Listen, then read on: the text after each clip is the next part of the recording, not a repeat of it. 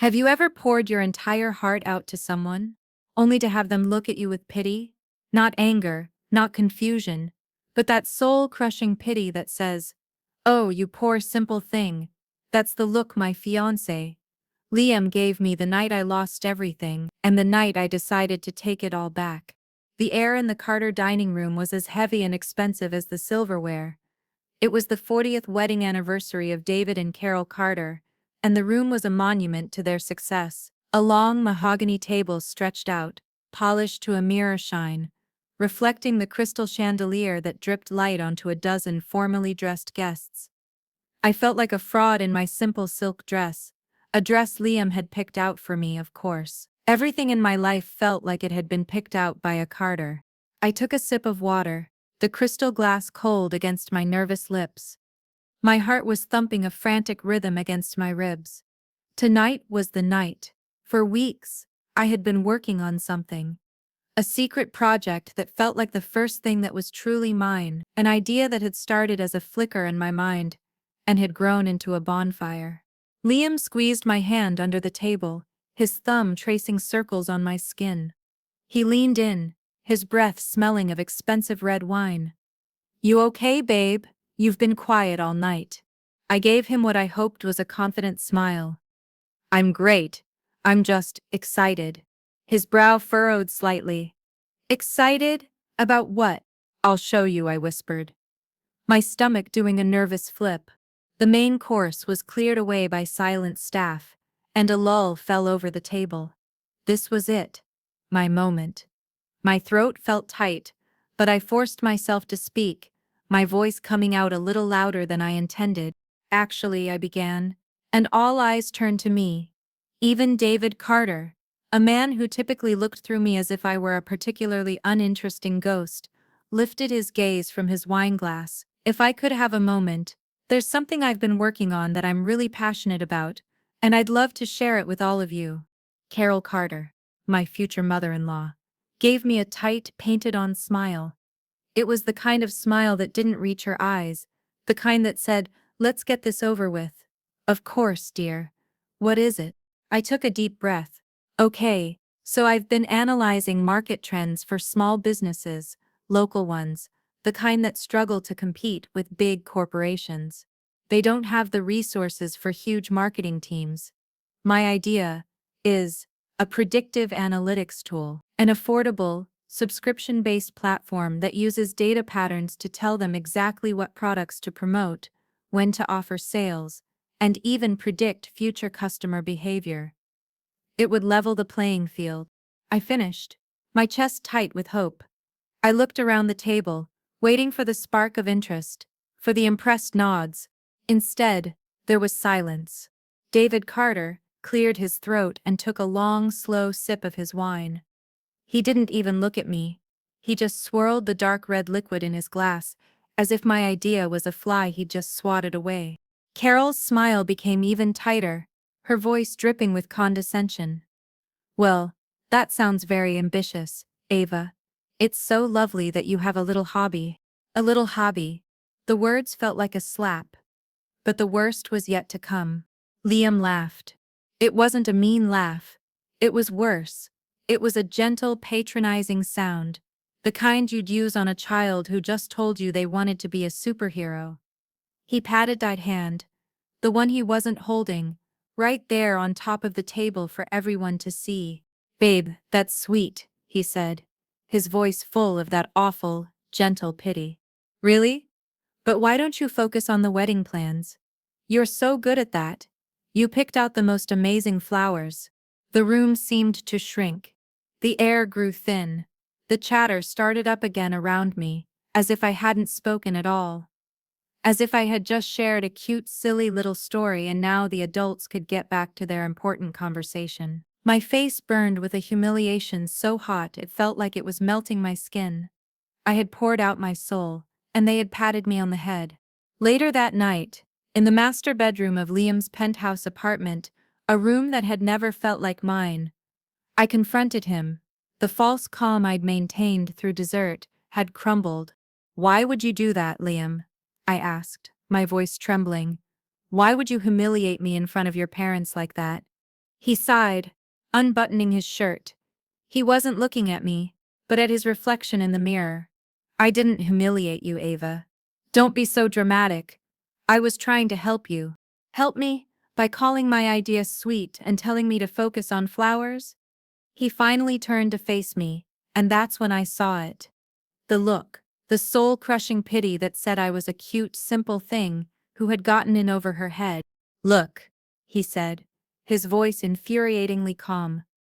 My father is a business genius. He built Carter & Co. into an empire. My mother built this family's social standing from the ground up. They earned their place. They understand how the world works. He paused, and his next words were the ones that shattered the last pieces of my heart. You're a good person, Ava, but you didn't earn that kind of ambition. You didn't earn that kind of ambition. The words hung in the air between us, ugly and final. He saw my ambition, not as a strength, but as a delusion. A cute little dream that was inappropriate for someone like me. Someone who should be grateful to simply be marrying into his world. I didn't cry. I didn't scream. Something inside me went cold and quiet and hard. I looked at the man I thought I loved, the man I was going to marry, and I saw a stranger, a gatekeeper to a world I was supposed to be thankful to enter, but never truly a part of. Slowly, deliberately, I pulled the 3-carat diamond ring from my finger, the one he'd presented to me on a yacht, the one that had been featured in a society magazine. It felt heavy and foreign. I walked over to his polished mahogany nightstand and placed it down. The clink it made was the quietest, loudest sound I had ever heard. Ava, what are you doing? He asked, his voice finally losing its calm. Stop being overly emotional. I didn't answer. I turned and walked out of the bedroom, grabbing my purse from the entryway table. I didn't pack a bag. I didn't take the designer clothes or the jewelry he'd bought me. I walked out with nothing but my wallet, my keys, and the clothes on my back. The elevator ride down felt like an eternity. By the time I reached my beat-up 10-year-old car in the parking garage, the cold resolve inside me began to crack. I slid into the driver's seat, the worn fabric a stark contrast to the plush leather of Liam's world. And then the tears came. Hot, silent tears that streamed down my face, blurring the glittering lights of the city. I wasn't just crying for a lost love. I was crying for the girl who had let herself be made so small, the girl who had believed that her only value was in being someone's supportive, pretty fiancé. But as I sat there, sobbing in the dark, something else began to rise through the pain. It was a terrifying, unfamiliar feeling, a quiet, burning rage, a resolve that settled deep in my bones, as solid and as cold as steel. They thought I hadn't earned ambition. Fine. I would show them what earning it looked like. 2 weeks. It had been 2 weeks since I'd walked out of Liam's life and into a version of my own that felt like a freefall. My new home was a tiny, third-floor walk-up apartment that smelled faintly of dust and someone else's old cooking. A leaky faucet in the bathroom dripped a constant, maddening rhythm that served as the soundtrack to my new life. The mattress on the floor was a loaner from my sister, Sarah, and my worldly possessions fit into 2 cardboard boxes in the corner. This was it. This was the reality of walking away from the Carter fortune. The financial desperation was a physical thing, a constant gnawing ache in the pit of my stomach. I'd found a job at a diner downtown, working double shifts 6 days a week. My life became a blur of taking orders, refilling coffee cups, and soaking my aching feet in hot water at 3 in the morning. Every dollar I made went to the first month's rent and a security deposit. What was left over went to instant noodles and bus fare. The hunger was constant, but the fear was worse. The fear of failure, the fear that Liam and his family were right, that I had been foolish and dramatic. My phone buzzed on the chipped Formica countertop. It was Jessica, Liam's cousin, until 2 weeks ago, the woman I had called my best friend. I knew I shouldn't answer, but a small, stupid part of me hoped she was calling to see if I was okay. Ava! Oh my God, I've been so worried about you. Her voice was a little too high, a little too bright. It was her gossip voice. "I'm fine, Jess," I said, my voice flat. I was wiping down the counter, the smell of bleach sharp in my nostrils. "Are you sure? Because Liam is he's a wreck. He's so worried. He feels terrible about how you took what he said." How I took what he said. As if the problem was my interpretation, not the words themselves. The classic Carter spin. "I'm sure he'll be fine," I replied, my grip tightening on the sponge. "Well, we're all just hoping you'll come to your senses," she continued, her voice dripping with fake sympathy. "He loves you, Ava. You know that. You just need to apologize for being so dramatic and everything can go back to normal. We all miss you." Apologize! The word hit me like a splash of cold water. They were waiting for me to apologize, for having an idea, for wanting more than a life spent picking out flower arrangements. The anger that had been simmering beneath the surface of my exhaustion suddenly boiled over. It was a clean, hot fury that burned away the fear and the self-doubt. "Thanks for the call, Jessica," I said, my voice suddenly clear and steady. "But I'm not coming back. I have to go." I hung up before she could reply. I stood there in my tiny, sad kitchen, my heart pounding. They were all sitting around, probably by a pool, pitying me, waiting for me to crawl back with my tail between my legs. The image was so infuriating, so motivating, that it gave me a surge of energy I hadn't felt in weeks. I walked over to the 2 cardboard boxes that held my old life.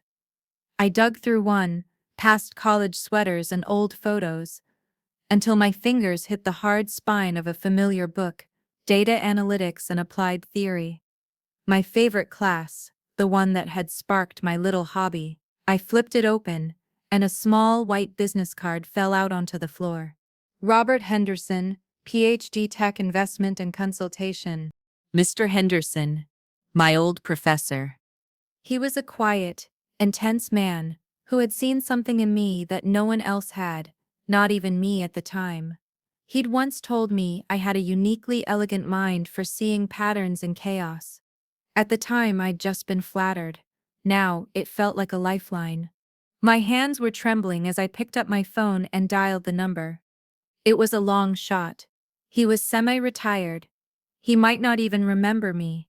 It rang 3 times, and I was about to hang up when a calm, deep voice answered. "Henderson." Mr. Henderson? Professor Henderson?"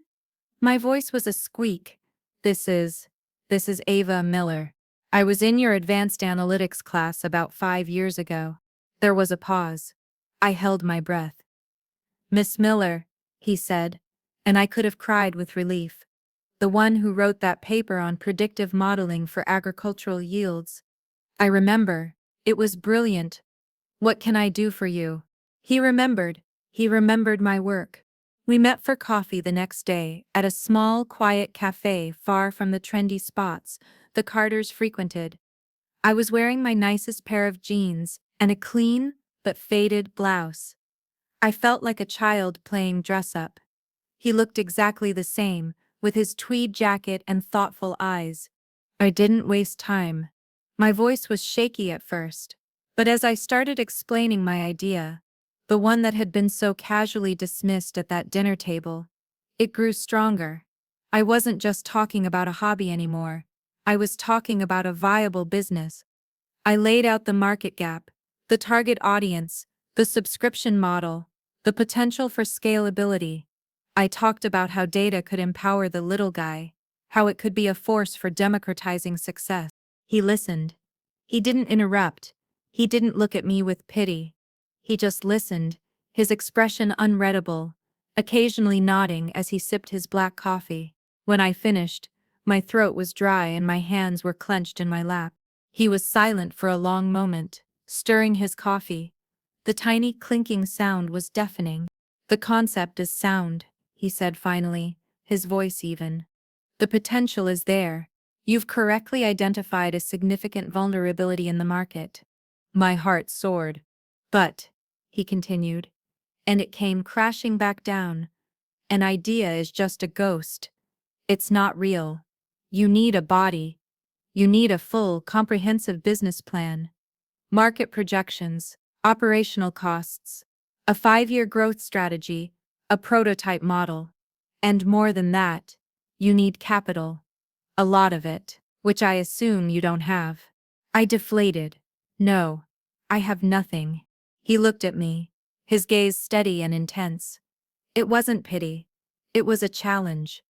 Then you have work to do, Miss Miller. Go home. Draft a full business plan. Every single detail, down to the last penny. I want to see the numbers. I want to see the code framework. I want to see the soul of this company on paper. If it's as good as I think it is, then we'll talk again. He stood up, placed a $10 bill on the table for our coffees, and gave me a curt nod. Don't disappoint me. I watched him walk out, a strange mix of terror and elation swirling inside me. He hadn't given me a handout. He hadn't given me false hope. He had given me a task, a mountain to climb. It was the first time in my life someone had looked at my ambition and told me to work harder, and it was the most respectful thing anyone had ever done for me. The next 3 months of my life were a brutalist poem written in coffee stains and lines of code. The world shrank until it consisted of only 2 places: the Greasy Spoon Diner, where I earned my survival, and the hushed, fluorescent-lit halls of the city's public library. My days became a grueling 16-hour cycle, a relentless rhythm of physical labor followed by intense mental exertion. There was no room for anything else. No friends, no television, no rest, just the work. My diner shift started at 6 a.m. I'd spend 8 hours on my feet, the smell of sizzling bacon and burnt coffee clinging to my clothes and hair. I learned to balance 4 plates on one arm, to smile through the condescending remarks of businessmen in cheap suits, and to ignore the ache that settled deep in the arches of my feet. The physical exhaustion was a heavy blanket, but it was the other half of the day that was truly draining. At 2 p.m., I'd take the bus to the library, find an empty carrel in the back corner, and pull out my worn notebook and my laptop, a slow, clunky machine I'd had since college. And there I would build my company from scratch. The library became my office, the free Wi-Fi my lifeline. I spent hours upon hours drafting the business plan Mr. Henderson had demanded. I built financial models, projecting costs and revenues with a meticulousness that bordered on obsessive. I researched server hosting costs, software licensing fees, and legal incorporation requirements. The numbers were terrifying. Even the most bare-bones startup cost was a fortune I couldn't even imagine. The anxiety was a constant, low-grade hum beneath the surface of my thoughts. It lived in the pit of my stomach, a cold, hard knot that tightened every time I looked at my dwindling bank account. I lived on the diner's leftover toast and watery soup. I was perpetually tired, my eyes gritty and sore from staring at a screen for hours on end. Sometimes, I'd fall asleep at the library table, my cheek pressed against a spreadsheet, and wake up an hour later with a crick in my neck and a renewed sense of panic at the lost time. This was the tangible struggle. It wasn't a romantic montage of a plucky entrepreneur. It was the raw, ugly reality of chasing a dream with empty pockets. It was the sting of loneliness in a crowded library, the feeling of being utterly invisible. One evening, staring at a spreadsheet that told me I needed at least a few $1,000s just for the initial software licenses, I hit a wall. There was no way I could work 1,000 double shifts and never save enough. Despair washed over me, cold and suffocating. I packed up my things and went back to my apartment, the leaky faucet dripping a steady, mocking beat. I sat on my mattress on the floor and looked at the one valuable thing I had left: my car keys. My beat-up 10-year-old sedan wasn't much, but it was mine. More than that, it was the last gift my grandmother had ever given me before she passed away. She'd bought it for me when I graduated college, her entire life savings bundled into that one practical, loving gesture. "So you can always get where you need to go, sweetie," she'd said, her hand warm on mine. Selling it felt like a betrayal. It felt like severing the last real tie I had to a life before the Carters, before this mess. I sat there for an hour, the keys cold in hand, tears tracking silently down my face.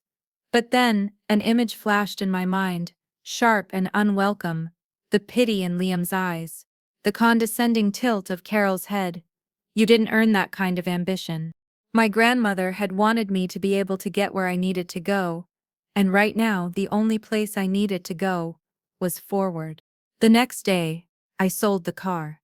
The $4,000 the used car dealer handed me felt like the heaviest, dirtiest money I had ever held. I deposited every cent into my bank account. That night, I cried myself to sleep, mourning the loss of the car, of my grandmother's memory, of the girl I used to be who had things so easy she didn't even know it. The sacrifice galvanized me. I now had a tiny sliver of capital, and I couldn't let it be for nothing. My work became even more frantic. I started writing the initial code for the platform's algorithm, my fingers flying across the keyboard, late into the night. My data analytics degree had always been a point of quiet pride, a puzzle I loved to solve. Now, it was my only weapon. One night, my phone rang. It was my sister, Sarah. "Ava, you sound tired," she said, her voice full of a gentle concern that almost broke me. "I'm okay, Sar. Just busy." "Busy doing what?" This, this plan of yours." "Ava, I'm worried about you. You sold Grandma's car. You're working yourself to the bone. Maybe, maybe it's time to be practical. Get a stable office job. You have a degree. You don't have to kill yourself like this." Her words were kind, but they echoed the same sentiment as the Carters. Be practical, know your place, don't dream too big. The weight of her concern, of my exhaustion, of the sheer impossibility of it all, crashed down on me. "Maybe you're right," I whispered, the fight draining out of me. "Maybe this is all just stupid."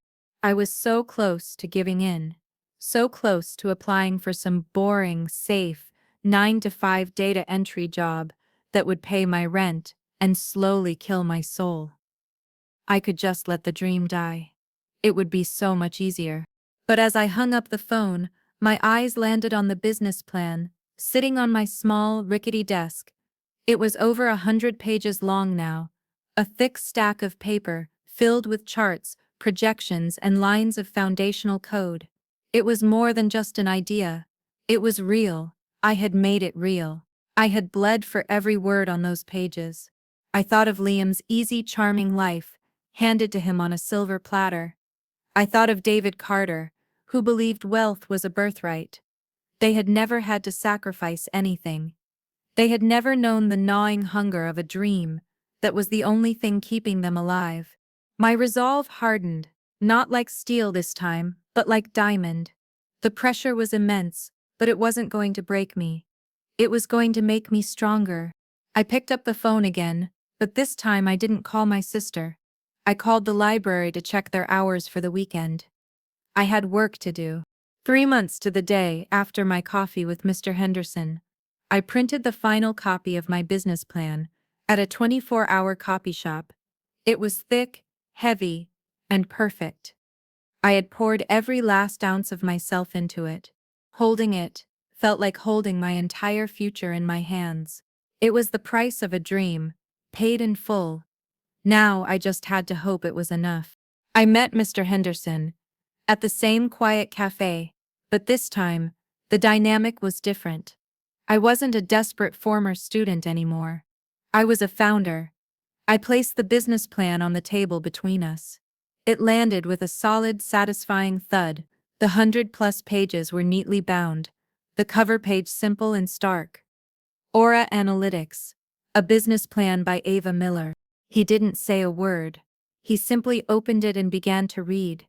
For the next hour, the only sounds were the turning of pages and the distant clatter of cups. I sat in agonizing silence, trying to read his unreadable expression.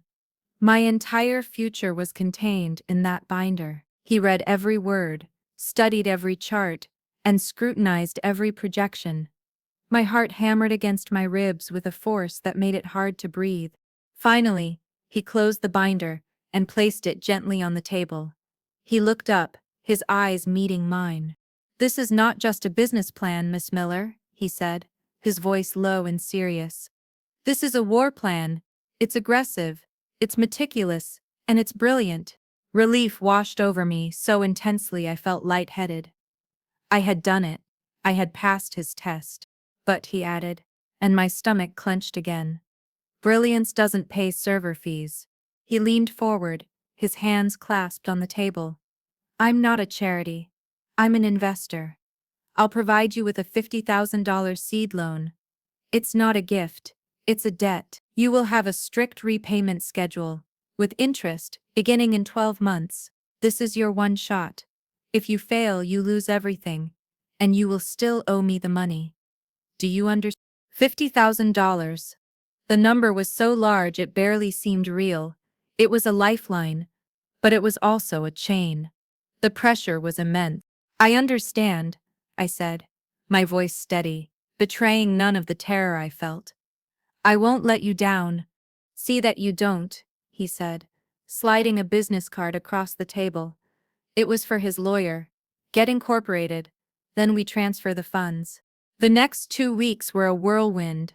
I officially quit the diner, handing in my stained apron with a sense of triumph that was almost dizzying. With the help of Mr. Henderson's lawyer, I incorporated Aura Analytics. The moment I held the official documents in my hand, I felt a shift inside me. I was a CEO. It was just a title on a piece of paper, but it felt real. The $50,000 appeared in my new business bank account, and for a moment I felt rich. But that feeling vanished as soon as the expenses started rolling in. Server hosting, software development kits, data security subscriptions, legal fees. The money started draining away with terrifying speed. I rented a tiny windowless office space for next to nothing. A room that was little more than a closet with a power outlet. It became my entire world. I worked with a feverish intensity, fueled by caffeine and the constant looming threat of failure. I was the CEO, the lead programmer, the marketing department, and the janitor. I wrote thousands of lines of code, building the user interface, refining the predictive algorithm, and squashing bugs. The platform was my baby, and it was a difficult birth. The money was a ticking clock. 40,000 left. 30, 20. My personal savings were long gone. I was living on credit cards, paying for my tiny apartment and cheap groceries with money I didn't have, betting everything on Aura Analytics. Then, the close call happened. I was about 2 months in, and the platform was nearly ready for a pilot test, but a crucial component, the part of the code that integrated real-time sales data, kept failing. It would work for an hour, then crash, spitting out lines of incomprehensible errors. I tried everything. I rewrote the module. I checked every line of code. Nothing worked. Meanwhile, the bank account was hemorrhaging money. I was down to my last $1,000, $1,000. That was all that was left of the lifeline. It was enough to keep the servers running for another week. Maybe. After that, Aura Analytics would be dead. The thought sent a jolt of pure ice through my veins. I didn't sleep for 3 days.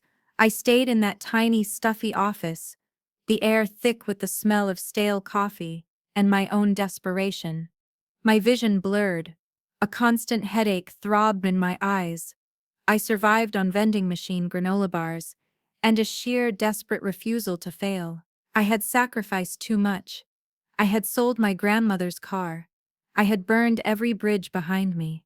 I couldn't let it end like this, in a windowless room, with a broken line of code. On the third night, my eyes gritty and my hands shaking from exhaustion and caffeine, I saw it. It wasn't a major flaw. It was a single misplaced semicolon in a line of code I had dated 100 times, a tiny, insignificant error that was causing a catastrophic system failure. It was so small, so simple, that I almost laughed. Or maybe I cried. I was too tired to tell the difference. With a trembling finger, I fixed the semicolon and ran the program. It worked. The data streamed in, clean and perfect. The predictive models fired up, their output elegant and precise. It was alive. The next morning, my business bank account read, that same day, I made my first cold call. I had researched dozens of small, local businesses that were active online, but seemed to be struggling. I landed on a small online bakery, Sweet Petals, run by a young woman who was clearly passionate but overwhelmed. I offered her a free 3-month trial of my platform. I had nothing to lose. She said yes. I spent the next week working with her, integrating her sales data, and showing her how to use the dashboard. I was terrified. What if it didn't work in the real world? What if my one success was a fluke? But then the first month's report came in. Sweet Petals Bakery had followed Aura's predictions, running a flash sale on a specific cookie on a Tuesday afternoon, bundling 2 products that my algorithm identified as having a high co-purchase rate. Their monthly sales had tripled. The email from the owner was full of exclamation points and thank yous. She called my platform magic. It wasn't magic. It was data. It was 3 months of hell and a single life-saving semicolon. It was a small victory, a tiny foothold in a vast, indifferent market. But sitting there in my little office, with less than $100 in the bank, I felt a surge of hope so powerful it almost knocked me over. It was proof. It was real. Aura Analytics was alive. And so was I. Months passed in a blur of slow, steady growth. The success of Sweet Petals Bakery became my first case study. Word of mouth is a powerful thing in the small business community, a world built on trust and shared struggles. One satisfied client led to 2 more, 2 led to 5. I was still a one-woman operation, working from my tiny office. But Aura Analytics was starting to get a whisper of a reputation. I was still broke, reinvesting every dollar of the modest subscription fees back into the company. But I was no longer desperate. I was building. One Tuesday afternoon, I put on the best professional outfit I owned, a simple black off-the-rack suit that I'd bought at a discount store, and headed to the annual Small Business Innovation Expo.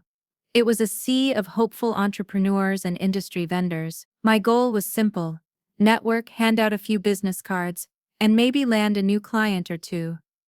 I felt a nervous flutter in my stomach, the familiar feeling of being a small fish in a massive pond. I was standing near a booth for a payment processing company, trying to work up the nerve to introduce myself, when I heard a familiar voice, a voice that sent a jolt of ice down my spine.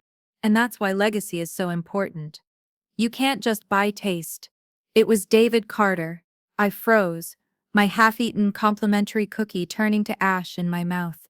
I turned slowly, and there he was, not 10 feet away, holding court with a small circle of admirers, and standing right next to him, looking polished and perfect in a tailored designer suit that probably cost more than my apartment, was Liam. My first instinct was to run, to duck behind a large potted plant, and disappear. What were they doing here? This was an expo for small businesses, for the underdogs. Carter and Co. Luxury was a titan, a predator in a sea of minnows. But then I realized they were the Keynote sponsors. Of course they were. Their logo was plastered on a giant banner behind the main stage. They were here to perform their brand of corporate charity, to be seen supporting the little guy. Before I could move, Liam's eyes swept the crowd and landed on me. His smile faltered for a fraction of a second. A flicker of shock, then annoyance crossed his face. He excused himself from his father's circle and walked toward me. Every nerve in my body screamed at me to turn and walk away, but I held my ground. I would not be the one to run. "Ava," he said, his voice a low murmur. He stopped in front of me, his eyes doing a quick, dismissive scan of my cheap suit. It was the kind of look that made you feel like you had a stain on your shirt. "Wow. I didn't expect to see you here." "It's an industry event, Liam," I said, proud of how steady my voice sounded. David Carter had now drifted over, his eyes cold and dismissive, He didn't even look at me. He just stood beside his son, an imposing, silent judgment. Liam gave me that sad, familiar smile, the one laced with pity. Right. Of course. Jessica mentioned you were doing something. Freelancing. Is that it?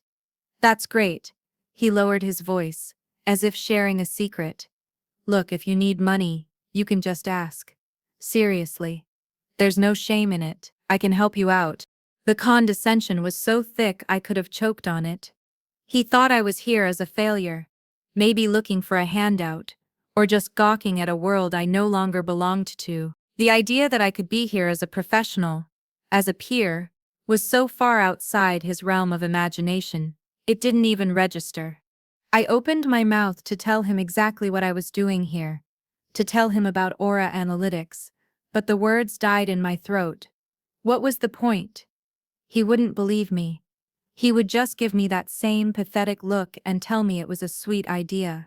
David Carter finally spoke, but not to me. He clapped a heavy hand on Liam's shoulder. Liam, we need to go, the presentation is starting. Don't waste your time. Don't waste your time, he said. It is as if I wasn't even there. I was a piece of furniture, a ghost at the gate of their exclusive world. They turned and walked away without another word, leaving me standing alone in the middle of the crowded expo hall. The noise of the room faded to a dull roar. I felt a hot flush of humiliation creeping up my neck, the same feeling I'd had at that dinner table. For a moment, I was that same small, broken girl. But then, something else took its place. The humiliation cooled and hardened into pure, unadulterated resolve. This encounter hadn't broken me. It had focused me. It had wiped away any last lingering speck of doubt or sentimentality I might have had for my old life. It was no longer just about proving I could succeed. It was about building something so powerful, so undeniable, that they would have no choice but to see me. It was about dismantling the very world that gave them the right to dismiss people like me. I watched their backs as they disappeared into the VIP lounge. They thought I was invisible. They were right. I was a ghost. But ghosts have a way of coming back to haunt you. And I would make sure they never forgot my name. 1 year. That's how long it took to go from a ghost at the gate to a ghost in the machine. In the 12 months following that humiliating encounter at the expo, Aura Analytics exploded. The slow, steady word-of-mouth growth had caught fire. We were no longer a secret weapon for tiny bakeries and local artisans. We were the talk of the tech and marketing worlds. We were featured in tech blogs and business journals, always with a headline that screamed about disruption and innovation. The AI that's rewriting the rules of retail. Is Aura Analytics the future of marketing? The results we delivered were so consistently phenomenal that they seemed like magic. We took a struggling online fashion boutique and increased their revenue by 400% in 6 months. We helped a mid-sized organic food company optimize their supply chain, saving them millions. Our client list was growing, and with it, our reputation.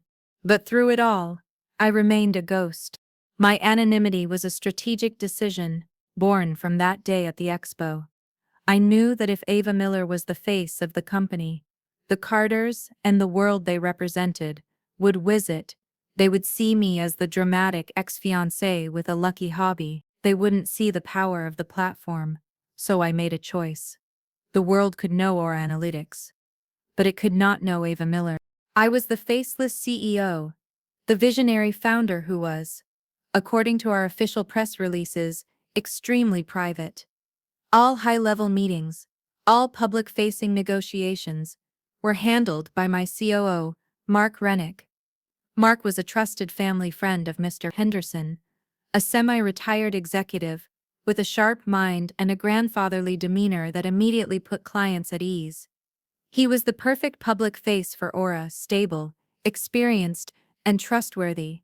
No one ever questioned why the brilliant, reclusive founder remained behind the curtain. In the eccentric world of tech geniuses, it only added to the mystique. Our offices were no longer a windowless closet. We now occupied a sleek, modern space on the 25th floor of a downtown high-rise, with glass walls and a panoramic view of the city. My team had grown from 1 to 50. I had hired the brightest data scientists, the most creative engineers, and the most ambitious marketers I could find. I stood at the head of a glass conference table, leading a quarterly review meeting.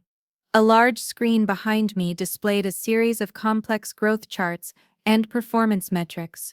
The Q3 numbers are strong, I said, my voice confident and clear. Our client retention is at 98%, and our acquisition rate has doubled since last quarter. But our predictive engine for the CPG sector is lagging by 4%.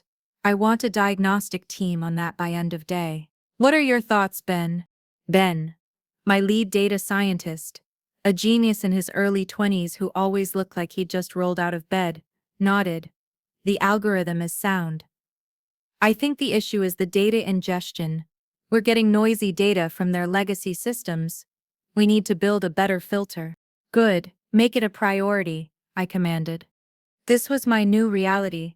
I was no longer the hesitant girl asking for permission.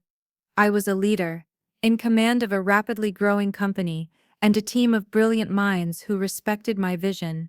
The crying girl in the beat-up car felt like a character from someone else's story. A week later, Mark walked into my office and shut the door. He had an expression on his face I'd never seen before, a mix of excitement and apprehension. "We got an inquiry," he said, his voice low. "A big one." "Bigger than the Sterling Foods account?" I asked, leaning back in my chair. He shook his head. "Much bigger. A potential whale. Ava. The kind of client that puts us in a different league entirely." "Who is it?" Mark took a deep breath. "Valerius Group." I sat up straight. Valerius Group wasn't just a big company, they were an institution, a global luxury brand conglomerate. They were also, and this was the delicious part, the #1 rival of Carter & Co. The two companies were locked in a bitter decades-long war for the top spot in the high-end market. "They're getting killed online," Mark continued. "Their digital strategy is a mess. They're losing market share to younger, more agile brands. They've seen our case studies, and they want to know if Aura can do for them what we did for Sterling Foods, but on a global scale." A slow, cold smile spread across my face. It was perfect. It was more than perfect. It was poetic. To be the secret weapon for the Carter family's greatest enemy was a fantasy I hadn't even dared to have. What do they need, Mark? A complete digital transformation. A top-to-bottom overhaul of their marketing and sales strategy, all driven by our predictive analytics. "Set up the meeting," I said, my voice steady. "You'll handle the initial pitch. Give them the white glove treatment. But I want to be on that call." "Video off? Muted? I want to hear every word." Mark nodded. "I thought you might." As he left my office, I swiveled my chair to face the large window. The city sprawled out beneath me, a glittering map of power and ambition. For a year, I had been building my fortress, brick by brick, in silence. I had built an army. I had sharpened my weapons. The Carters had no idea that a ghost from their past was now the architect of their rival's future. They had no idea that the sweet little hobby they had laughed at was about to become the engine of their potential downfall. They had dismissed me, forgotten me, and left me for dead. They had no idea that the war was already underway, and they were about to become its first major casualty. The news hit the financial world like a shockwave. Valerius Group announces record-breaking quarter, cites revolutionary AI-driven strategy. The headlines were everywhere: business journals, news channels, and market analysis blogs, all told the same story. Carter & Co., this biggest rival, had suddenly, miraculously, figured out the digital age. Their stocks soared, their new marketing campaigns were slick, targeted, and devastatingly effective. Meanwhile, the castle walls of Carter & Co. luxury were beginning to show cracks. Their latest quarterly report was a disaster. Sales were down. Market share was eroding. Their once untouchable brand, a symbol of old money legacy, was now being described in the press with words like stale, out of touch, and dinosaur. I imagined the atmosphere inside their headquarters, and a cold sense of satisfaction settled over me. I read every article, every analyst report. I knew their numbers better than they did. The scene I pictured was one I had witnessed many times before, from the periphery. The grand, wood-paneled boardroom on the top floor of the Carter building, the air thick with tension, and the smell of fear, at the head of the massive table. David Carter, his face a thunderous mask of rage. In my mind's eye, I saw him slam a thick binder of sales reports onto the table. The sound would echo in the silent room. An absolute embarrassment, his voice would boom, a low, controlled roar that was far more terrifying than shouting. Valerius is running circles around us. They look like they're from the future, and we look like we're a museum piece. Our marketing department is a joke, a collection of overpaid, incompetent fools. What are we paying you for? A line of executives in $1,000 suits would shrink in their leather chairs, avoiding his gaze. The fear in that room would be palpable. David Carter did not tolerate failure. I want a solution, he would snarl. I don't want excuses. I want a goddamn solution. And I want it yesterday. Silence. No one dared to speak. Then, a young, ambitious executive, let's call him Peterson, eager to make a name for himself, would clear his throat. Sir, Peterson would begin, his voice trembling slightly. There is something. The buzz in the industry. It's all about the tech Valerius is using. They're working with a new firm. A firm called Aura Analytics. The name, my name, spoken in their boardroom. The thought sent a shiver down my spine. Aura Analytics? David would repeat, the name foreign and distasteful on his tongue. Never heard of them. No one had, sir, until about 6 months ago, Peterson would press on, gaining confidence. They're different. They don't operate like a normal agency. They're a pure tech company. Their platform is supposedly predictive. It tells their clients what to do, and it's never wrong. They're the ones who turned Sterling Foods around. They're the reason Valerius is killing us. David Carter would lean forward, his eyes narrowed into slits. For the first time, a flicker of interest. Get them. Sir? Are you deaf, Peterson? Get them. I want this Aura Analytics. I want their technology. Find out who runs it and get them in this office. I don't care what it costs. Do whatever it takes. And so, the trap was set. The first email arrived in Mark's inbox the next day. It was from a junior executive at Carter & Co. It was polite, professional, and dripping with an urgency they were trying to hide. They requested a preliminary meeting to discuss a potential strategic partnership. Mark and I had a quiet meeting in my office. We read the email over and over. It's starting, I said, a thrill running through me. What's the play? Mark asked. Ever the calm strategist. Stall them, I said. Make them work for it. You will handle all communication. The CEO is unavailable. She is focused on product development and does not take preliminary meetings. Mark grinned. They're going to hate that. I know, I said. And they did. Liam was tasked with leading the project. It was a chance for him to finally prove his worth to his ruthless father, a chance to be the hero who saved the family company. I could just imagine his frustration, his entitlement clashing with our polite, but firm stonewalling. He called Mark personally. I listened in on the call, my phone on mute, my heart pounding a steady, triumphant beat. Mr. Rennick. Liam's voice was smooth, charming, the voice he used when he wanted something. Liam Carter. I just want to say, we are incredibly impressed with the work Aura has been doing. Truly remarkable. Thank you, Mr. Carter. Mark's voice was grandfatherly and calm. We're very proud of our platform. Look, I'll be direct. We want to work with you. My father, David Carter, is personally overseeing this. We're prepared to make a very aggressive offer. We'd just like a meeting with your founder. CEO to CEO. I think it would be the most efficient way to move forward. I appreciate the offer, Mr. Carter, Mark said, following my script perfectly. Unfortunately, our CEO's schedule is committed for the foreseeable future. She is extremely private and delegates all initial partnership discussions to my office. I'd be happy to discuss your needs.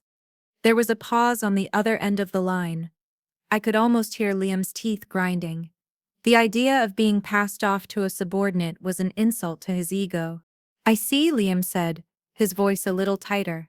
Well, perhaps you can understand, for a partnership of this magnitude, we would need to speak with the principal. The visionary behind the company. Of course, Mark said smoothly. And when we get to that stage, I will certainly relay your request. For now, why don't you send over a proposal outlining your key challenges, and I can see if it's something that aligns with our mission.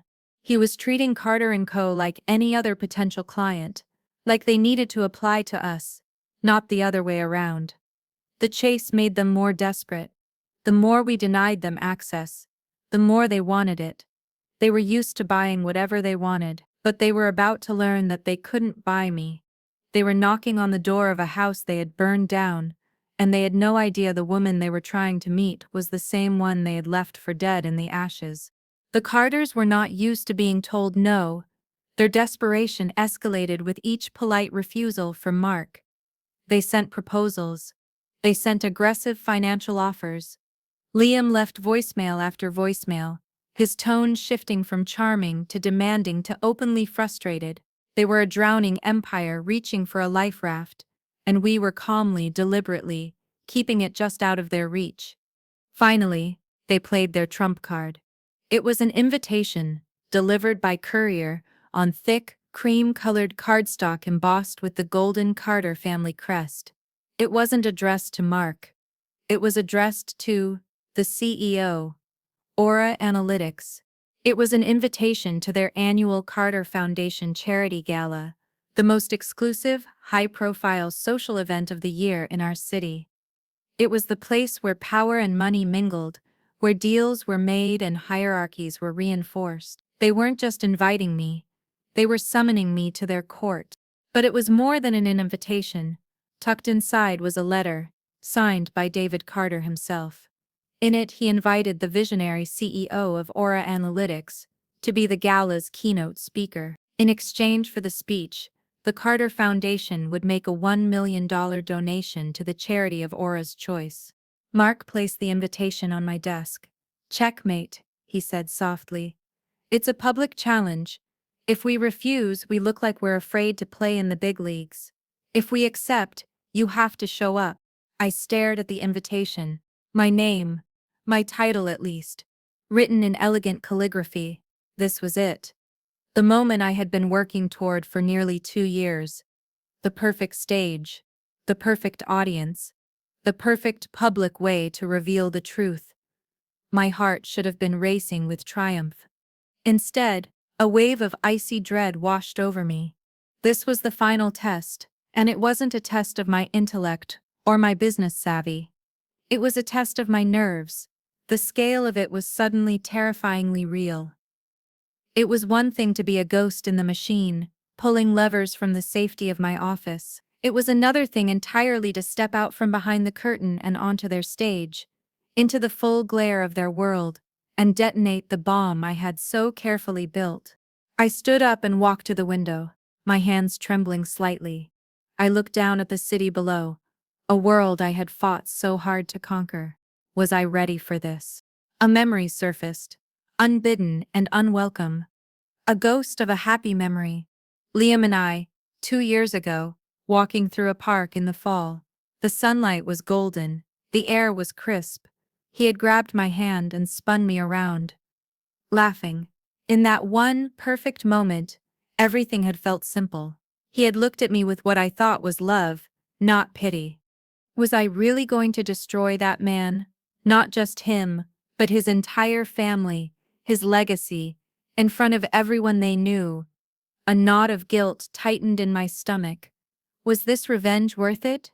What kind of person did it make me? Was I becoming as cold and as ruthless as them? The hesitation was so profound, so paralyzing, that I almost told Mark to refuse.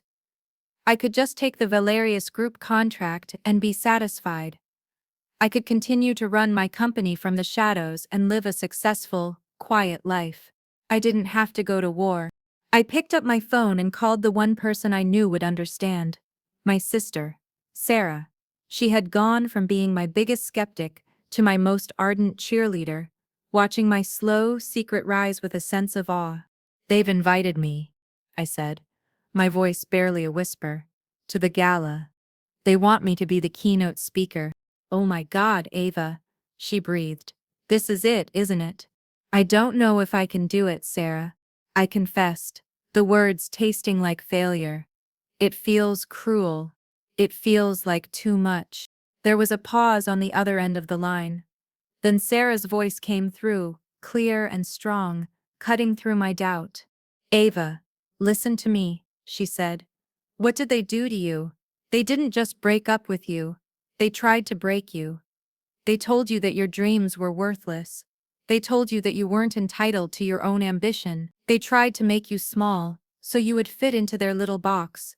Going up on that stage isn't about revenge. It's not about being cruel. It's about taking up the space you earned. The space they tried to deny you. Don't you dare let them make you feel small again." Her words were a bracing slap of truth. She was right. This wasn't about destroying them. It was about defining myself. It was the final act of taking back my own story. My hesitation evaporated, replaced by a cold, clear sense of purpose. The guilt was gone. All that was left was the mission. I hung up the phone and turned back to Mark, my expression set. "Mark," I said, my voice ringing with a newfound authority, "send a reply to Mr. Carter. The CEO of Aura Analytics would be honored to accept his invitation." The final piece was in place, the trap was sprung, and the guest of honor was coming. The night of the Carter Foundation Charity Gala was a swirl of glittering jewels and whispered power. The ballroom of the city's most expensive hotel had been transformed into an opulent fantasy, with towering floral arrangements and an army of waiters serving champagne from silver trays. The air hummed with the self-important buzz of the city's elite. I arrived alone. I had chosen my dress with surgical precision. It wasn't a gown that screamed for attention. It was an elegant, understated black column dress, perfectly tailored, its simplicity a stark contrast to the frothy, colorful confections worn by the other women. My hair was pulled back in a sleek, severe style, and my only jewelry was a pair of simple diamond studs. My own, not a gift from a man. I was not there to be decorative. I was there to be a weapon. As I walked in, I saw them holding court near the entrance. David, Carol and Liam, the royal family of this little universe. They were greeting guests, shaking hands, and radiating an aura of untouchable power. Liam's eyes scanned the room, and for a moment they passed right over me, unseeing. Then they flickered back, and a look of pure annoyance crossed his handsome face. He saw me, Ava Miller, his dramatic ex-fiancée, and clearly assumed I had somehow scrounged up the money for a ticket, just to gawk at the life I had thrown away. He nudged his mother, whispering something in her ear. Carol Carter's perfectly coiffed head turned. Her eyes, cold and sharp, found me across the room. She leaned toward a woman dripping in sapphires and whispered, her voice carrying on the ballroom's acoustics with practiced ease, "My God, some people have no shame." The remark was a dart, aimed right at my heart. A year ago, it would have shattered me. Tonight, I felt nothing. Then I saw Jessica, my former best friend, standing near the bar. She caught my eye and gave me a wave. It wasn't a friendly wave. It was a slow, pitying gesture, the kind you'd give a stray dog. It was a wave that said, "Oh, you poor thing, still trying to cling to the edges of our world." I didn't flinch. I didn't look away. I met each of their gazes. Liam's annoyance, Carol's disdain, Jessica's pity, and I gave them a small, calm, doting smile. Then I turned and walked gracefully to the bar, my posture perfect, my steps unhurried. A glass of champagne, please, I said to the bartender. I took the flute and moved to an empty table in a relatively quiet corner of the room, a table with a perfect view of the stage. I was a ghost, just as I had planned. They saw me, but they didn't see me. They saw the girl they had cast out. The humble, simple creature who didn't belong. They were so blinded by their own arrogance, so secure in their worldview, that they were incapable of seeing the truth, even when it was standing right in front of them, smiling. The tension in the room was a familiar symphony of clinking glasses and forced laughter. But for me, there was a different kind of tension building. It was the quiet, thrumming hum of a powerful engine just before it roars to life. It was the heavy silence before the thunder. I watched Liam work the room, his charm on full display. He was shaking hands, laughing, his confidence absolute. He was the golden son, about to announce the salvation of his family's company. He had no idea he was a lamb being led to the slaughter. I took a slow, deliberate sip of my champagne. The bubbles tickled my nose. I felt an unnerving calm settle over me, a serenity that felt almost out of body. The girl who had cried in her car, the woman who had lived on coffee and code, the CEO who had hidden in the shadows, all of them had brought me to this single moment. They saw Ava Miller, the ex-fiancée, the dramatic girl who didn't know her place. They had no idea they were looking at the CEO of Aura Analytics. They had invited their executioner to be the guest of honor, and the party was just getting started. After an hour of mingling, the lights in the grand ballroom dimmed and a hush fell over the crowd. A spotlight illuminated the grand stage at the front of the room, where a podium bearing the Carter Foundation crest stood waiting. This was the formal start of the evening, the moment the Carters would cement their place at the top of the city's social and financial hierarchy. David and Liam Carter walked onto the stage together, a portrait of legacy and succession. They were met with a wave of enthusiastic applause. David, tall and imposing in his perfectly tailored tuxedo, stood to one side, a proud patriarch presenting his heir. Liam stepped up to the podium, his face boyishly handsome and beaming with confidence on the giant screens flanking the stage. "Good evening, everyone," Liam began, his voice smooth and resonant, filling the large hall. "On behalf of my parents David and Carol Carter, and the entire Carter Foundation, thank you for being here tonight. Your generosity continues to make a profound impact on our community." He paused, letting the applause wash over him. He was a natural performer, completely at ease in the spotlight. He spoke for a few minutes about the Foundation's charitable work, his words polished and heartfelt. He was selling an image of a family that cared, a corporation with a soul. I took another slow sip of my champagne, my eyes fixed on the stage. I was watching a man perform his own eulogy without even knowing it. Then, the speech shifted. Liam's expression became more serious, more forward-looking. "Tonight is not just about celebrating the past," he said, his voice gaining a new energy. "It's about embracing the future. As many of you know, the world of luxury retail is changing at a breathtaking pace. To survive, a company must do more than just rely on its legacy. It must innovate, it must be bold." David Carter nodded gravely from beside him, the picture of a wise king endorsing his son's vision. "And Carter & Co. is ready to lead that charge," Liam declared, his voice rising with passion. He was no longer just a host, he was a CEO rallying his troops. "We are on the cusp of a new chapter, a digital transformation that will not only secure our future but will redefine our entire industry." A murmur of interest went through the crowd. This was what they had come for. The gossip. The inside track. Liam's eyes scanned the room, a charismatic smile playing on his lips. "And we will not be making this journey alone. Tonight, we are incredibly honored to host a true visionary, a leader whose brilliant mind is behind the company that is single-handedly reshaping our industry, a leader we hope to soon call a partner." He was building my pedestal. He was crafting the narrative of his own salvation, telling the entire world that he had courted and won the most brilliant mind in technology. He was selling them a story of a powerful new alliance, a story that would send Carter & Co.'s stock soaring in the morning. He was raising the stakes of his own public humiliation to a height I could never have achieved on my own. I watched him, a feeling of cold, detached fascination washing over me. He had no idea what was coming. He was so wrapped up in his own story, so certain of his own power to command the world, that the possibility of his plan backfiring didn't exist in his universe. He was selling their salvation to the crowd, and their savior was sitting at a corner table, watching him lie. In a few moments, Liam concluded, his voice ringing with triumph, "You will hear from this incredible innovator directly. This is a person who understands that the future is not something you wait for, it's something you build, and we at Carter & Co. are ready to build it together." He stepped back from the podium to another round of thunderous applause. He and his father exchanged a look of mutual, smug satisfaction. They had done it. They had successfully framed the narrative.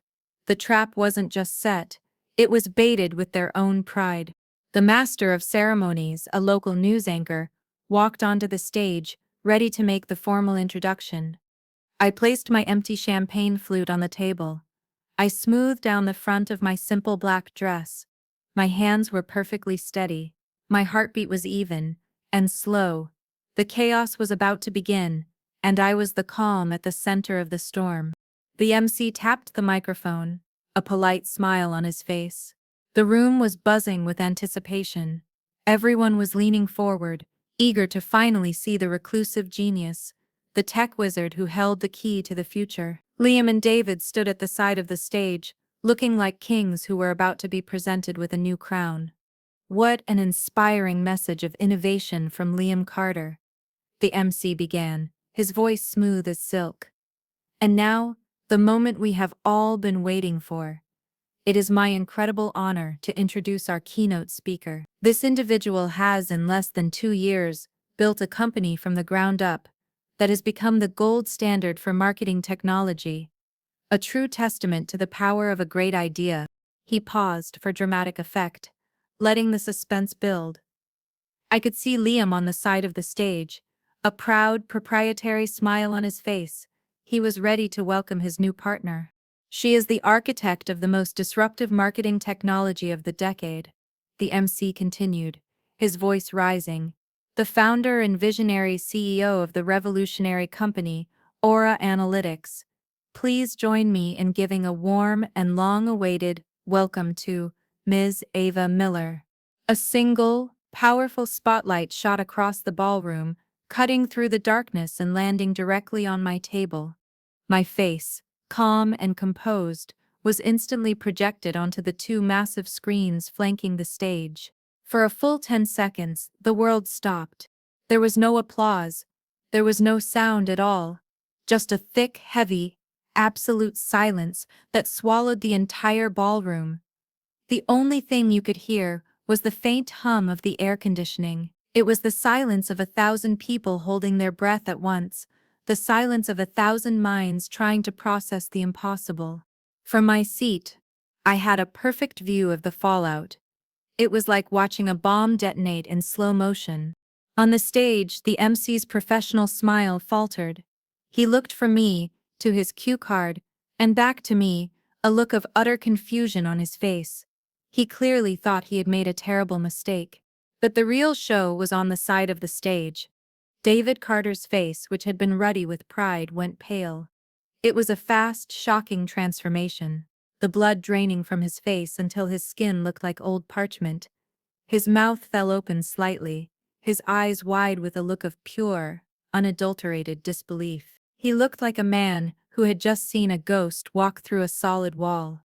Next to him, Carol, who was seated in the front row, made a small, strangled sound.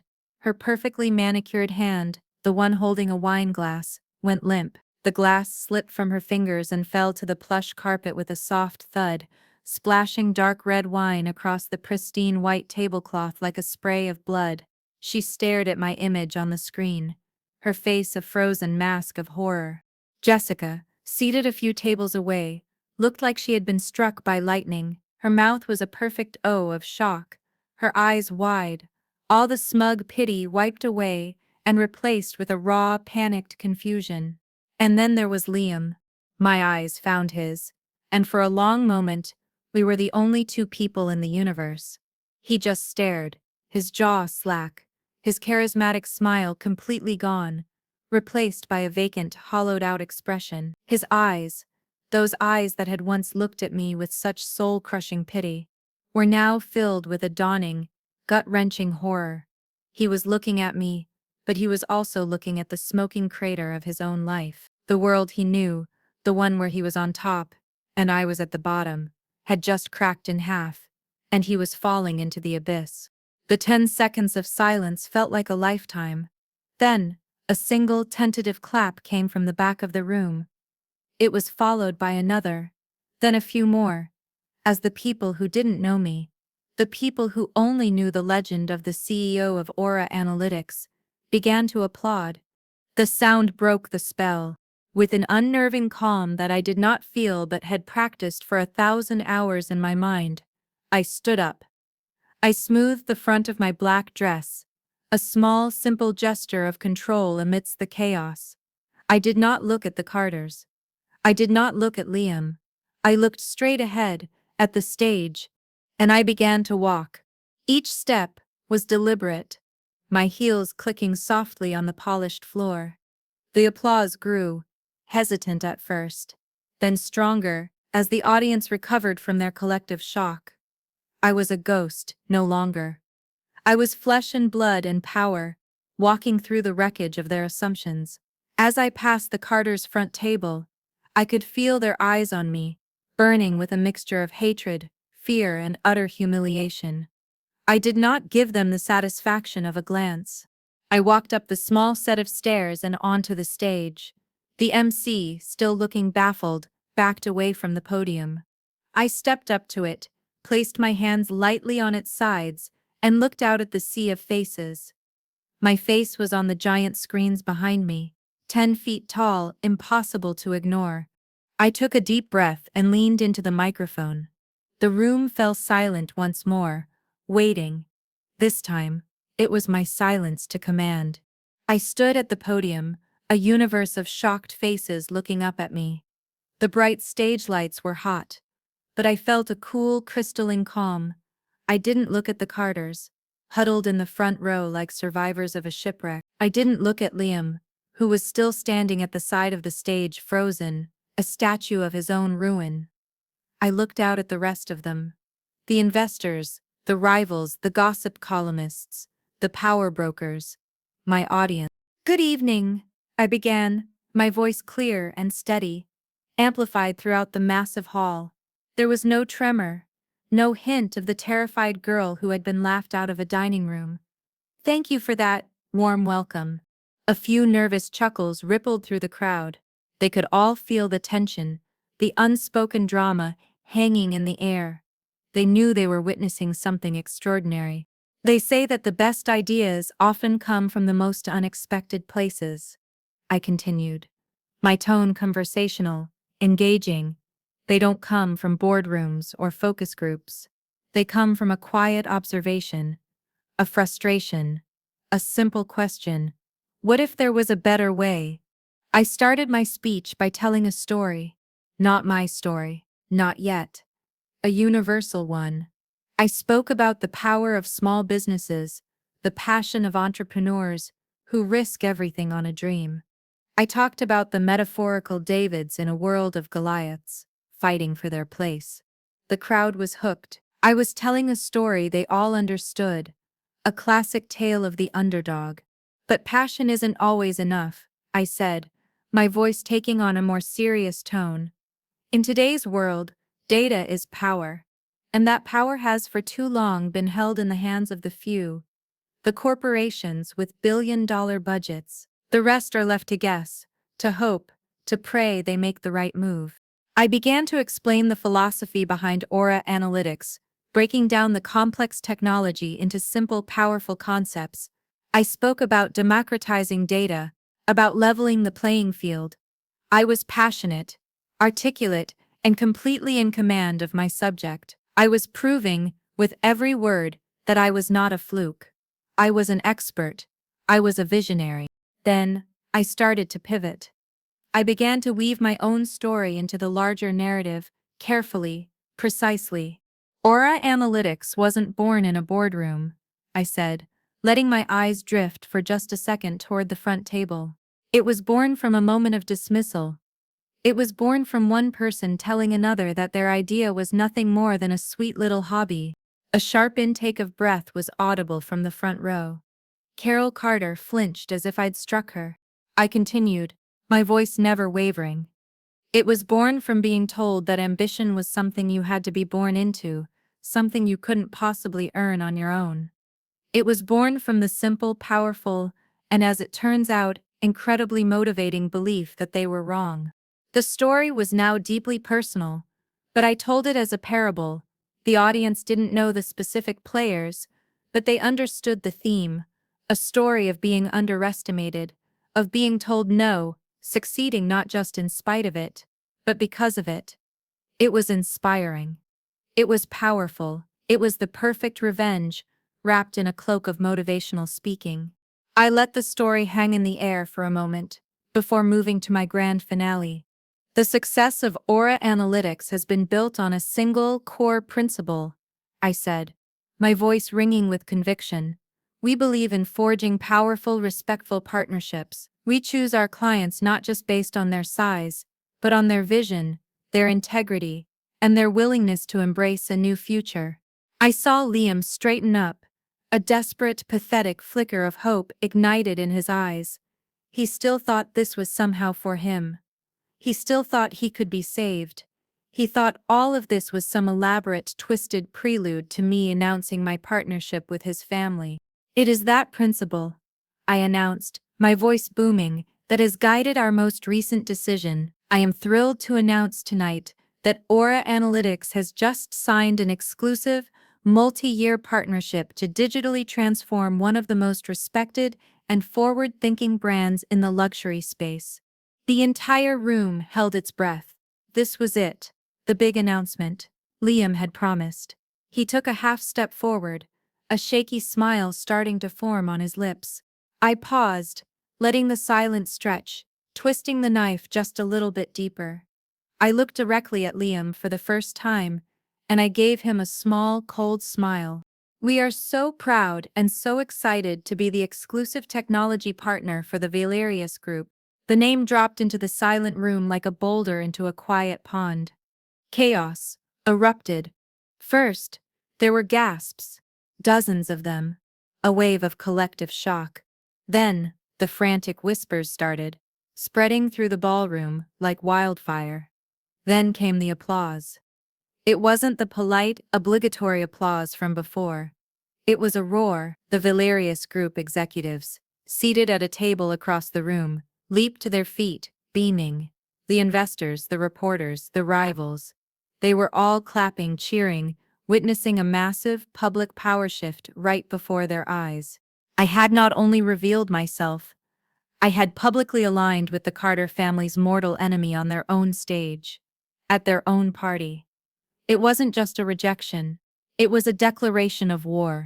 Through the roar of the crowd, I looked at the Carters. David was ashen, his hands clenched into white-knuckled fists on the table. Carol was staring into the middle distance, her perfect social mask completely shattered, revealing the raw, ugly humiliation beneath.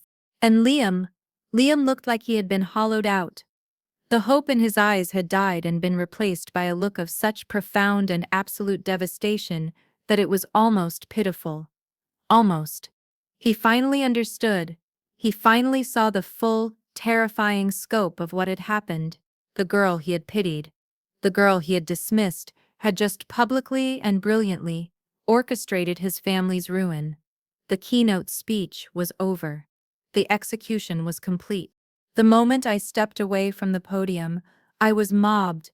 A swarm of people rushed the stage, investors thrusting business cards into my hands, reporters shouting questions, executives from other companies trying to get a moment of my time. The CEO of the Valerius Group, a sharp, elegant woman named Isabelle Dubois pushed through the crowd and gave me a firm handshake and a brilliant smile. That was, without a doubt, the most magnificent corporate maneuver I have ever witnessed, she said, her voice a low, appreciative purr. Welcome to the team, Miss Miller. I'm happy to be here, Miss Dubois, I replied, my voice calm over the din. It took me 20 minutes to make my way through the throng. Mark, my COO, appeared at my side, acting as a gentle but firm bodyguard, steering me toward the exit. Your car is waiting downstairs, he murmured, a proud grin on his face. We were almost at the grand doors of the ballroom when a hand shot out and grabbed my arm. It wasn't a rough grip, but it was desperate. I turned. It was Liam. His father and mother stood behind him, their faces pale and drawn. They looked like ghosts at their own funeral. The arrogance was gone, replaced by a raw, desperate fury in David's eyes, and a shattered, vacant look in Carol's. They were a trio of defeated monarchs, stripped of their crowns in their own throne room. Ava, Liam stammered, his voice hoarse. The charming, confident man I once knew was gone. In his place was a broken, confused boy. How? Just how? I looked at him, really looked at him, for the first time since this all began. I searched my heart for any lingering trace of love, or even hate. I found nothing, just a vast, quiet emptiness. He was a stranger to me now, a relic from a life I no longer lived. I gave him a calm, measured look. My voice, when I spoke, was not filled with anger or triumph. It was quiet, matter-of-fact, and utterly final. This was my final word. You told me I wasn't built for the real world, Liam, I said, my voice just loud enough for the three of them to hear. So I built my own. His face crumpled, the last bit of fight going out of him. He finally understood. This wasn't a random act of fate. This was a direct consequence of his own actions, of his own dismissiveness. I then turned my gaze to his father. David Carter was staring at me with a look of pure, unadulterated hatred. He, at least, was not broken. He was enraged. You think this is clever, girl, he hissed, his voice a venomous whisper. You've made a powerful enemy tonight. I met his gaze without flinching. The fear he had once inspired in me was gone. I was no longer the timid girl seeking his approval. I was the CEO of the company that powered his greatest rival. I held all the cards. You were right about one thing, Mr. Carter, I said, my voice as cold and sharp as ice. Ambition should be earned, and my company has no interest in partnering with one that hasn't. His face contorted in a mask of fury, but he was speechless. What could he say? I had used his own philosophy, his own ruthless worldview, as a weapon against him. I had beaten him at his own game. I gave the three of them one last, dismissive look, a look that said, "You are no longer relevant." Then, I turned my back on them. I walked away, Mark by my side, leaving them shattered in my wake. I didn't look back. I didn't need to. I could feel their humiliation burning a hole in the air behind me. The sounds of the gala, the laughter and the music, seemed to come from a different planet. We walked through the opulent hotel lobby and out into the cool night air. The city lights glittered around me. A black car was waiting at the curb, its door held open by a driver. This was my car. My company's car. As I slid into the plush leather seat, a profound sense of peace washed over me. It wasn't the giddy thrill of victory. It was something deeper, quieter. It was the feeling of a heavy, long-carried debt finally being paid in full. The debt wasn't one of money. It was a debt of dignity. And tonight, I had reclaimed every last cent. Weeks have passed since the night of the gala. The business world is still buzzing. The story of my keynote speech became a legend overnight. A brutal, brilliant piece of corporate theater. The financial news channels played clips of it on a loop. Carter & Co. stock plummets. After gala catastrophe. Valerius Group soars on Aura partnership. The narrative was set in stone. The old guard had fallen, and a new power had risen. From my corner office on the 25th floor, I have a panoramic view of the city skyline. The world looks different from up here, calmer, more manageable. I'm not gloating. The intense, burning fire of my revenge has cooled, leaving behind not ashes, but a quiet, solid sense of peace. The goal was never just to watch them burn. It was to prove that I could build something magnificent from the sparks they tried to extinguish. The fallout for the Carters was swift and brutal. David was forced to step down as CEO by a panicked board of directors. Their attempt to pivot to an innovative future had ended in public humiliation, and the old guard that had propped him up for decades abandoned him. Liam, who was meant to be the heir apparent, was sidelined, his reputation destroyed. He was no longer the golden boy. He was the fool who had personally invited the architect of his family's downfall to the party. Jessica sent me a long, rambling email full of excuses and a pathetic, transparent attempt to get back in my good graces. I deleted it without a reply. My life, on the other hand, has just begun. Aura Analytics is thriving. The Valerius Group partnership is challenging and exhilarating. My days are filled with meetings, strategy sessions, and the quiet satisfaction of leading a team I respect and admire. I am no longer defined by who I was supposed to be in their world. I am defined by what I have built in my own.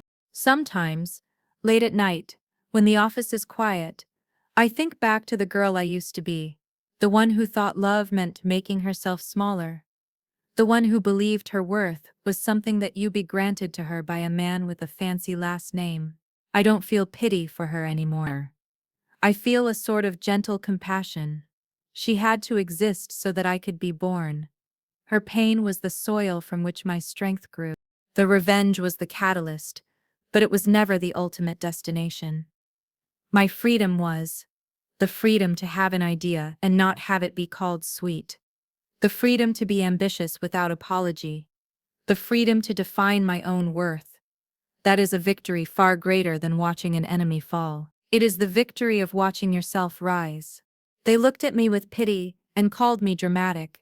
They laughed at my dreams and dismissed my ambition. They never stopped to ask what I was capable of. They put me in a box, but they forgot that some things aren't meant to be contained. They grow, they fight, they break free. So, I'll ask you, what are you capable of? What fire is sitting dormant inside you, waiting for a spark? What silly dream do you hold in your heart that might just change the world if you gave it a chance? Don't wait for someone else to give you permission to find out. Don't wait for their approval, because they might never give it. The world is full of people who will underestimate you, who will try to fit you into their small, comfortable boxes. Don't you dare be one of them.